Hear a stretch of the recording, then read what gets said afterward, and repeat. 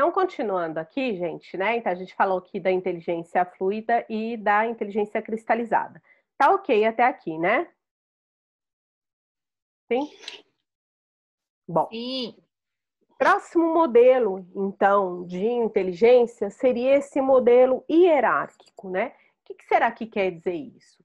Então, olha só, isso né, recente aí, eu acredito que tem muita gente que nasceu aí nessa época, né? O John Carroll, em 1993, né, ele surge então com um modelo hierárquico chamado de teoria dos três estratos. O que seria isso? O estrato 3 representaria o nível mais elevado da hierarquia das habilidades cognitivas. E nele estaria a habilidade intelectual geral, ou equivalente ao famoso G, tá?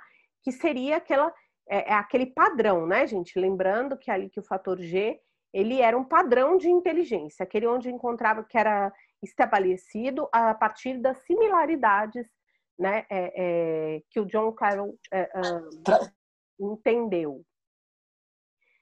No estrato 2 estariam as habilidades amplas, que são 8 ao todo, incluindo a inteligência fluida e a cristalizada, a memória, a aprendizagem, a percepção e a velocidade.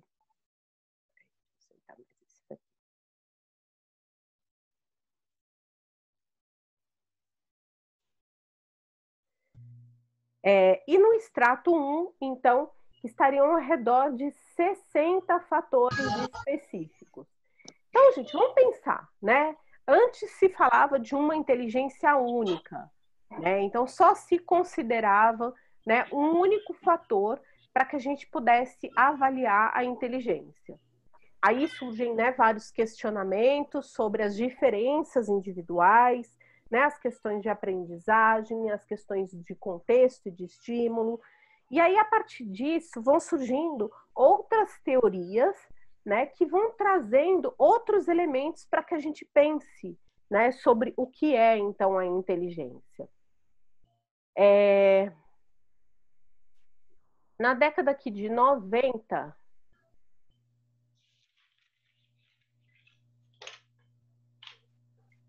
na década já de 90, então, surge a ideia de integrar a proposta de Carroll com a de Raymond Cattell e de John Hahn, de forma a propor uma taxonomia cognitiva útil para pesquisa, classificação e diagnóstico clínico.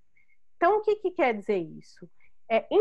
Integrar todas essas informações, né, considerando aí um fator que seria um padrão, tá? E a partir desse padrão, a gente poderia, né, levantar e avaliar essa pessoa, mas também considerando outros fatores, tá? E se pensando, então, já nessas múltiplas inteligências que é com o que a gente trabalha até hoje. Então, seriam os psicólogos educacionais norte-americanos, o Kevin McGreal e o Don P. Flanagan, os que desenvolveriam essa ideia apresentando o modelo de Cattell, Hahn e Carroll, que é o CHC. Vocês vão ver muito isso, inclusive no manual dos testes, tá? Então, por isso que eu achei importante falar assim, não, vamos falar um pouquinho desses fatores, né? Do que se trata, qual que é a importância deles, né? Para essa avaliação, para essa testagem aí de inteligência. O que está sendo testado? Que inteligência que é essa? Né? Ou a gente está testando aí essas múltiplas inteligências. Bom, então no início a proposta previa 12 habilidades amplas e 70 habilidades específicas. Posteriormente o modelo se estendeu a 16 habilidades amplas e 80 habilidades específicas. O modelo CHC é um modelo hierárquico e o fator G é considerado o fator representativo da inteligência geral. Então, de novo, né, o fator G, que é baseado nas similaridades, tá? Ele continua sendo ali o grande parâmetro, tá? Dessas inteligências. E aí, a partir disso, por ordem hierárquica, você vai estabelecendo outros critérios para se avaliar a inteligência. Tá claro, gente, até aqui? Sim? Vou considerar sim. Bom, então vamos falar um pouquinho mais sobre esse modelo CHC.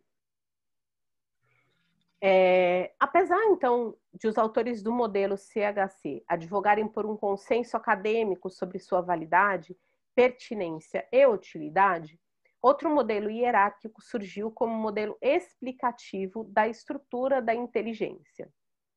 Então, trata-se do modelo de 4 estratos chamado GVPR, que é o Verbal Perceptual Image Rotation. Então, proposto por Johnson e Bouchard em 2005. No primeiro extrato estariam os fatores primários. No segundo, né? Então, vamos pensar em uma pirâmide, tá, gente? Então, lá embaixo, né, os fatores primários. No segundo, os fatores amplos, então aquela inteligência ampla. E no terceiro estariam os fatores verbal, perceptual e de rotação. E ainda no quarto e último extrato estaria o fator G. Então, ele, na verdade, é como se ele invertesse aquela pirâmide, né, que era anteriormente observada ou avaliada, né, e que servia como critério de avaliação. Uma característica, né, uma comparação entre os modelos hierárquicos do CHC e do GVPR e um não hierárquico, que é o do Kettle-Horn, foi conduzido por Major, Johnson e Dee. Para tanto, os autores analisaram os dados no projeto Talent, um estudo americano realizado em 1960, em uma amostra representativa de estudantes dos Estados Unidos. Então, vê que assim que eles retomaram, tá? Estudos que já foram feitos anteriormente, com amostras que eles já tinham, para poder, então, chegar a alguma conclusão, né, para poder analisar esses fatores diferentes aí de comparação, né, tanto do CHC, o VPR, quanto o hierárquico. Então, nesse projeto delineado pelo próprio Flanagan, né, que é o coautor do modelo CHC, foram administrados 59 testes.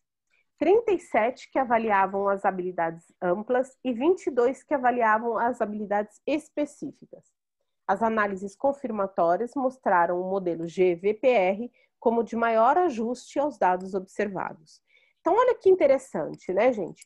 Quanto mais específicos se tornaram esses dados, né? Quanto mais habilidades foram testadas, maior foram mais as análises se tornaram mais confirmatórias, mais fidedignas ao que de fato é, tá? Então, antes a gente utilizava um único padrão, depois a gente passa a usar similaridades, depois a gente propõe outras inteligências. Quando você junta esses vários fatores, mantendo ainda um padrão, né, que é o fator G, mas você começa a considerar outros fatores, aí essas análises, então, esse trabalho fica mais robusto. Entende-se que você possa, de fato, avaliar a inteligência de um indivíduo. Deu para entender, gente? Sim, sim. Então, tá. Então, eu vou mudar aqui, vou mostrar para vocês, óbvio, né? Essa figura aqui. Se representa... Então, o modelo hierárquico se representa como se apresenta como a melhor representação da inteligência, embora o fator G seja ainda merecedor de análises que desafiam a sua compreensão como um ente unitário. Então, aqui está o fator G, tá? Ele ainda está lá na nossa base, né,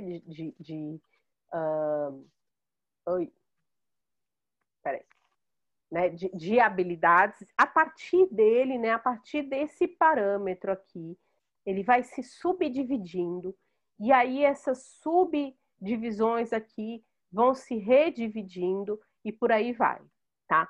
Então, nesse modelo está escrito assim, ó, modelo hierárquico da inteligência, no primeiro extrato, quadrados, estariam habilidades muito específicas. Por exemplo, listar palavras que iniciem com a palavra T, com a letra T e discriminar diferenças entre as figuras. No segundo extrato, círculos menores, estariam habilidades amplas, por exemplo, raciocínio verbal, raciocínio figurativo. No terceiro extrato, então, estaria o fator G, tá? Que deve ser levado aí em consideração.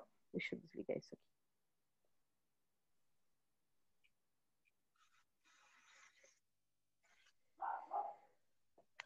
Bom, e aí, então, a que conclusão que a gente chega como definição, então, de inteligência, né, a partir de todos esses estudos e de todas essas descobertas? Então, em termos acadêmicos, 3 grandes levantamentos sobre a definição de inteligência constituem referências clássicas em tratados sobre diferenças individuais em inteligência. Então, são eles os de 1921, publicado no The Journal of Education Psychology, um segundo publicado na forma de livro por Sternberg e Detterman, e um terceiro conduzido por Niederman e Rothman. Em todos os debates, um pool de especialistas foi convidado a tratar do assunto. Até hoje, discute-se, gente, sobre esses fatores de definição de inteligência. Tá? Que é isso que a gente está falando aqui. Como se definir a inteligência? Através de um aspecto? Através de vários? Ou a gente pega aquele modelo, né, que é esse aqui, né, do hierárquico, sim, mas que também considera aqui o fator G, né, aqui, ó. Então, tem o hierárquico, tem um não hierárquico, junto com esse parâmetro ainda do fator G. Então, como que a gente define isso? Pensando, gente, que assim, muitos estudos acadêmicos até hoje são feitos, né? Eu acho que eu cheguei a falar isso para você nas outras aulas, da importância de se avaliar a inteligência até hoje, ou pelo menos na busca de fatores determinantes para que se possa avaliar a inteligência, tá? Vocês imaginam por que é tão importante esses pesquisadores chegarem a alguma conclusão sobre a inteligência?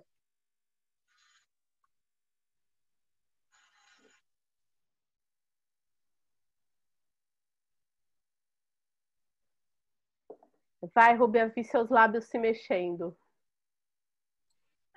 Para avaliar, você tem que saber o que você está avaliando, né? Tá, mas e por que é interessante? Por que é importante? Assim, por que as pessoas perdem tanto tempo pesquisando sobre inteligência especificamente? Você quer saber o porquê que é interessante desenvolver estudos, né, que sejam capazes de medir a inteligência? Isso. É por que é importante você ter uma aferição da inteligência das pessoas. É Isso. isso. É isso. Pode responder, Breno. Não, eu não tenho a mínima ideia. Eu ia falar para poder classificar as pessoas, mas seria muito separação. A Poliana deu uma resposta bem bacana aqui, ó lá. Aperfeiçoamento investigativo das variedades cognitivas. Isso é um fator importante. Sim, né? faz sentido. Né? A gente, que fatores são esses, né? Por que as pessoas são tão diferentes? Como que elas se distinguem? Por que uns têm sucesso e outros não? Tá? Também para prever comportamentos, entender comportamentos, alguma coisa desse sentido. Exatamente. E principalmente, gente, está muito relacionado, apesar de não parecer, né? Porque a gente usa muito teste, a gente usa muitos problemas, né? Matemáticos, inclusive, para fatores, para a gente poder observar e buscar respostas para fatores que são subjetivos. Tá? Por exemplo, isso que eu falei para vocês. Por que alguns têm sucesso e outros não? Que fatores interferem ali? Entende? Se os dois têm o mesmo QI, né? Vamos pensar lá atrás, que foram avaliados anteriormente com o mesmo QI, o que determina ali que, de alguma maneira, eles se separem? E um consegue alcançar ali o sucesso e o outro não? Hoje em dia, né, Denise, falando muito, tem se falado muito e pensado na inteligência emocional, né? Exato. Tem sido um diferencial muito grande, não só o QI. Exatamente, exatamente. Então, antes a gente olhava só para aquela inteligência ali básica mesmo, né? Que é o que a gente chamava de cognitiva, que hoje a gente sabe que a cognição vai muito além, né? Os processos cognitivos, eles consideram muito a subjetividade. E aí, isso vai ficando cada vez mais... é cada vez mais importante que a gente comece a avaliar essa inteligência ou essas inteligências, né? Para ter essas respostas mesmo, né? Não é autoajuda, muito pelo contrário. É para entender por que aquela pessoa consegue ativar áreas do cérebro dela que o outro não consegue acessar de jeito nenhum. Onde é que está a diferença aí? Tá? Então, tem vários fatores, gente, que tornam, né, isso super importante, tá? E a gente vai falar disso aqui um pouquinho mais para frente, tá bom? Bom, então voltando aqui, né? Deixa eu só ver aqui qual que é a pergunta. Subjetividade na aplicação da maturação da capacidade cognitiva, peculiaridades e bloqueios ou facilidade de acesso ao aprendizado. Também, todos esses fatores que você colocou aqui, Poliana, são importantes, tá? Eu acho que mais as pessoas vai ter o caramba, se depender de mim nunca. O que vai acontecer?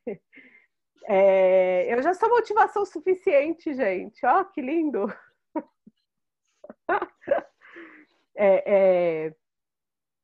Mas, de fato, esses fatores são de grande importância, né? Para motivação mesmo, tá? A partir do momento que você consegue ter, né, ou buscar respostas, né, ter respostas mais consistentes, né, sobre essas questões subjetivas, tá? Você pode usar isso ou não, é óbvio, né? Aí é parte de uma questão de escolha também. Mas você percebe que você tem possibilidades, tá? Você pode buscar estratégias para se trabalhar essas inteligências, esses fatores que você de repente não desenvolveu tão bem quanto outros. Tá? E tudo isso a testagem vai te mostrando também. Bom, o Sternberg e o Determan, né? Peraí. Tá. Maior convergência. Eles estavam buscando, então, uma maior convergência. Desculpa, gente, eu comi palavra aqui. Maior convergência no que se refere aos processos cognitivos. Então, foi um pouco do que a Poliana falou, um pouco do que a Raquel falou, né? Que é buscar onde é que eles se encontram, né? Que é um pouco dessa resposta que eu estou dizendo para vocês, né? Dessa busca por esses fatores que nos aproximam e não que nos distanciam.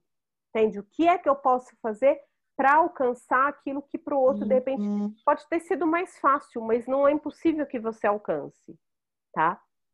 E aí o Snederman e o Rothman, eles observaram maior reconhecimento de raciocínio abstrato, resolução de problemas e capacidade de aquisição de conhecimento como elementos essenciais da inteligência. Aí, gente, já olha só, né? Então, lembrando de novo que lá em cima, né, nos primeiros os primeiros conceitos sobre inteligência, o mais importante era determinar, né, similaridades ali, tá? Resolução de problemas, né? Depois se descobriu, então, que a resolução de problemas, ela poderia pertencer, né, à mesma classe de resolução que a gente utiliza no nosso dia a dia, no nosso cotidiano. Então, a gente usa os mesmos instrumentos, só que focado para determinados objetivos. Aqui, né, eles já chegam compreendendo que é importante a gente lidar com o abstrato, tá? que através desse abstrato a gente consegue adquirir, né, a gente consegue trabalhar com essa aquisição de conhecimento de elementos essenciais da inteligência, tá? Então, a gente sai do concreto e vai para o subjetivo, né? A inteligência emocional, ela está aqui. Hoje sabe-se que se trabalhar com inteligência emocional vai nos levar, né, ao melhor desempenho. Raquel, o que é isso? Mentira! Eu pensei que fosse um cachecol. Desculpa, gente, mas eu tive que interromper. Cachecol de gato. Gata, na verdade. Gente, que coisa linda! Então, assim, às vezes, né, usando um pouquinho o gancho aí, gata, usar outras áreas do cérebro, né, ou essas áreas que eu estou falando de inteligência abstrata, para se alcançar, né, para se resolver problemas de difícil resolução, né, ou que tenham vários fatores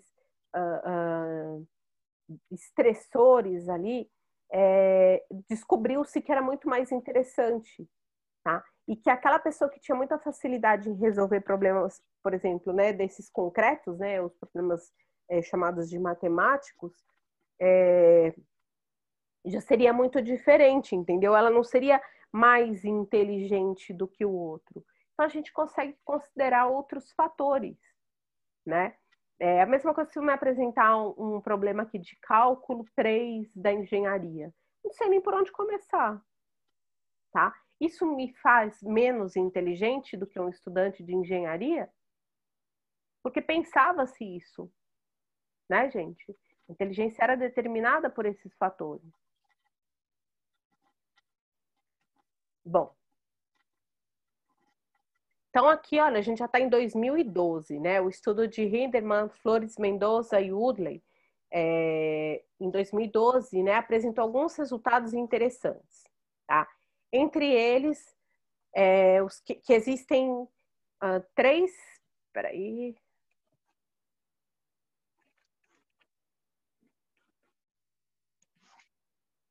Não. O Denis está perguntando aqui, vocês estão lendo aí, né? Se indica algum distúrbio em algum campo,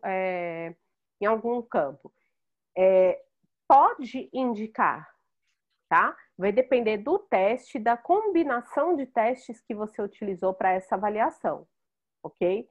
Então, pode sim indicar, não sei se um distúrbio, né? Mas um déficit aí cognitivo, né? Ou até, né? E o inverso também, a gente vai falar disso, né? A gente vai falar dos superdotados, tá? Então, claro que se a gente utiliza algum parâmetro, né? E algum padrão de inteligência, aqueles que estão acima ou que estão aquém precisam ser nomeados também e considerados, tá? Então, senão a gente desconsideraria que existe, por exemplo, os superdotados. E eles existem, né? O que diferencia, né, os estudos anteriores aos de hoje é que a gente considera... o Denis mandou privado para mim. Ele perguntou se testes com resultados expressivos, né, de uma inteligência, por exemplo, acima do padrão, indicam um distúrbio em algum campo. Não, tá? Então, o que pode ser considerado é que, às vezes, por exemplo, superdotados podem ser menos estimulados em algumas áreas do que outras, tá? E aí é o que a gente considera que eu ia falar, né? Antigamente existia esse padrão de inteligência, né? E hoje a gente já considera outras inteligências. Então, não um distúrbio, mas pode ser que ele seja uma pessoa que, por estar mais focado com problemas específicos, ele acabe tendo dificuldades de relacionamento, né? Mas isso não é uma regra, gente, pelo amor de Deus, senão a gente está falando que qualquer superdotado tem problemas de relacionamento. Isso não existe, tá bom? Uma outra coisa que aparece muito, às vezes crianças que estão na escola e que têm, né, se a gente for testar, eles vão apresentar um QI maior, eles acabam sendo mais bagunceiros ou acabam também tendo problemas na escola, até para não aparecer tanto, entendeu? Porque senão ele sabe que ele vai ser diferenciado de alguma maneira, né? Então, sim, isso também acontece, né? Mas a gente vai falar daqui a pouquinho, a gente vai falar sobre isso.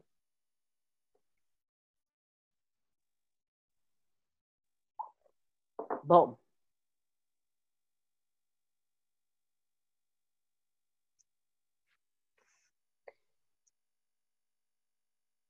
mais um pouquinho aqui.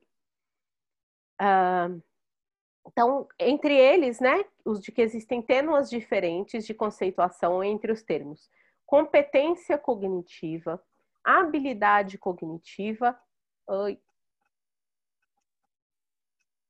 habilidade cognitiva e inteligência. Então, a linha é muito tênue.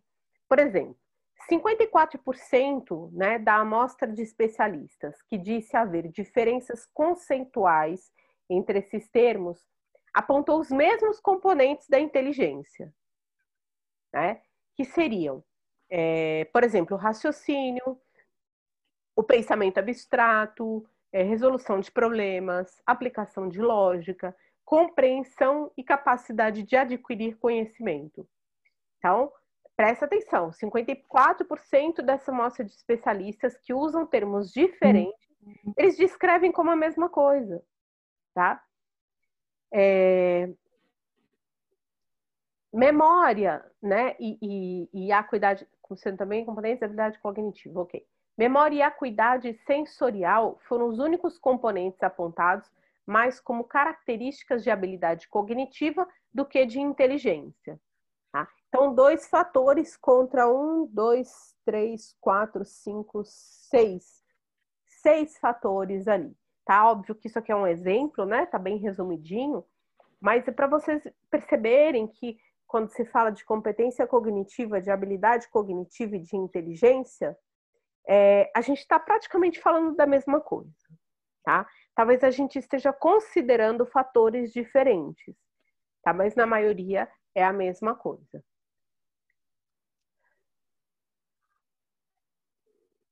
Vocês estão tão quietinhos, gente. Tá tudo ok por aí?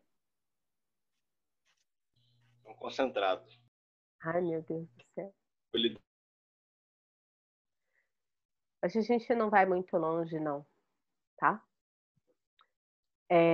Então, diante desse cenário de diversidade e convergência conceitual, talvez a declaração assinada por 52 renomados pesquisadores e publicada na revista Intelligence em 1997 sobre o que seria a inteligência seja mais aceita e utilizada em numerosos artigos e livros. Então, segundo essa declaração, a inteligência é o quê? É uma capacidade mental muito geral que, entre outras coisas, implica a habilidade para raciocinar, planejar, resolver problemas, pensar de maneira abstrata e aprender da experiência. Não se pode considerar um mero conhecimento enciclopédico, uma habilidade acadêmica particular ou uma destreza para resolver um teste. Então, entretanto, reflete uma capacidade mais ampla e mais profunda para compreender o ambiente, perceber, dar sentido às coisas ou imaginar o que deve ser feito, tá? Então, olha lá, né? Quantos fatores que passam a ser considerados e que nós vamos aprender a considerar, né? Na testagem aí da inteligência, na avaliação da inteligência, tá? Por isso que eu falo, gente, assim, que um outro fator importante, né, que assim, eu tenho ficado preocupada, né, com o material que eu vou poder disponibilizar para vocês, enfim. Talvez, vocês precisam ter muito claro que vocês não vão ter respostas fidedignas, tá? Porque os instrumentos não vão estar completos, entende? Então, a gente tem que conhecer muito bem, né, o teste que vai ser aplicado e saber que área vai ser estudada ali. tá? O que eu vou conseguir descobrir ali, por exemplo, através da aplicação do desenho da pessoa? O que esse teste me dá de resposta? Tá? E não né, uma avaliação completa, né, que precisaria de outras estratégias, até porque a gente não sabe como vai ser essa resposta, né, baseada em que inteligência que vai ser dada a resposta dessa criança que vocês vão avaliar. Deu para entender, gente? Que tem muitos fatores que interferem? Sim, Tá? sim, sim. Né? Então, teoricamente, vocês vão vocês vão saber o que é que vocês estão fazendo, tá? O que é que vocês vão avaliar, né? Onde vocês podem usar esse tipo de avaliação. Na prática, depois, assim, nem que a gente tenha aí sei lá, uma oficina aí de testes, penso que vai ser interessante apresentar para vocês todo o teste completo, né, com todos os seus instrumentos.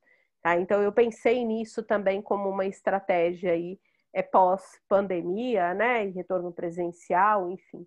Então, a gente vai poder usar esse instrumento também de outras maneiras, né?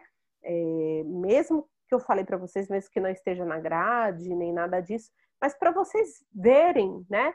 Para vocês poderem tocar, para vocês compreenderem como é que esses instrumentos funcionam. Tá bem? Além, aqui, é claro, né, do vídeo da blogueira. Ai, meu Deus do céu. Bom. Então, eu vou botar alguém para gravar para mim. Então, a inteligência, vista dessa maneira, ela é compreendida... Ai, peraí, só um minuto, gente. Ela é compreendida como uma dimensão maior do que aquela observada na resolução de um determinado teste psicológico. Tá? Então, olha aqui, isso que eu acabei de falar para vocês. Né? Essa inteligência, ela vai muito além, né, de que um teste e às vezes até de que uma bateria inteira de testes. Tá? Então, vocês tomam muito cuidado, assim, para escolher, né, não sei quantos testes para aplicar, para fazer uma boa avaliação, e ainda assim é preciso se considerar outros fatores. Então, trata-se de uma qualidade psicológica que permite ao ser humano sua sobrevivência, sua adaptação e a superação dos desafios do seu meio ambiente. Sabe o MacGyver, gente? Vocês lembram Vocês já ouviram falar, pelo menos, do MacGyver? Aqui tem muita criança aqui, né? MacGyver eu lembro do MacGyver. Infância raiz tem que ter MacGyver. Eu tinha um cachorro que chamava MacGyver. Se essa matéria tem o MacGyver, e agora eu entendi. Claro que tem, gente. Como que não? MacGyver é vida. Fazia tudo com chiclete. Ah, Emerson, quero te ver, viu? Você pode ligar essa câmera aí. Então, assim, né, você fala assim, nossa, que cara inteligente, né? Ele pegava tudo, ele grudava com chicletes, né? Ou chicletes bom era aquele dele, né? Então, Ele abria a porta com chiclete. Tudo, fazia bomba com chiclete, né? Colava pneu, tudo vocês podem imaginar, né? Ele tinha uma inteligência, ou a gente pode pensar que a inteligência dele, né, o que a gente observava, né, e a série foi feita em cima disso, dessa capacidade aí de sobrevivência, de adaptação e de superação. Essa capacidade de adaptação, né? Também de combinar uma coisa com a outra. Superar os obstáculos. Sim. Mas ele tinha também a habilidade de gambiarra com ele. Gambiarra é fundamental. E quem não, né? Tinha que ter lá um medidor de QG, consciente e gambiarra. Super útil pra gente, então, gente. Isso é essencial, cada dia mais importante aqui pra gente. A habilidade do brasileiro está no nível mais alto do que dos países. Não, gente, outro dia eu estava vendo uma diretora de uma escola, não sei se alguém chegou a ver isso. Eu chorei de rir, que ela estava dando entrevista, né, com máscara, e ela grudou aqui um plástico para dar para ver a boca. Eu falei, não, gente, tinha que ser brasileiro mesmo para fazer um negócio desses, né? Eu tenho uma paciente minha que vocês não vão acreditar, não, gente. Ela estava tão apavorada que ela fez uma máscara de contact que grudava aqui, ó, para poder ir cortar o cabelo. Então, ela fez uma máscara mesmo. Vai vendo. Fita dupla face? Não, contact. O negócio grudou na pele dela. Eu falei, para tirar isso. Bom que já depila. Era mais fácil até passar do Super Bonder, então já ficava. Não é? O Emerson tá falando assim, ó, se o do MacGyver era inteligência, então eu tenho um QI elevadíssimo, mas eu não tenho dúvidas disso, né? Ele usava essas estratégias que a gente está falando aqui, Emerson. Antigamente isso não era considerado como inteligência, né? Mas hoje a gente sabe que essas pessoas que conseguem se adaptar, né? Olha lá a pergunta que eu fiz para vocês, né? Gente, vai acabar aqui 5 minutinhos para eu pegar água só, tá? Aí a gente retoma e acaba mais cedo. Pode ser? Então tá. Ok. Vai acabar agora, sim, aí você só me aguardem um instantinho que tá seco aqui já. Tá.